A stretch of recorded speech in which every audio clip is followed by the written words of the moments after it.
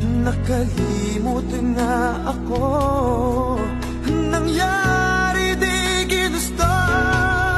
Ako pa ba'y kayang yakapin ang init ng halik sa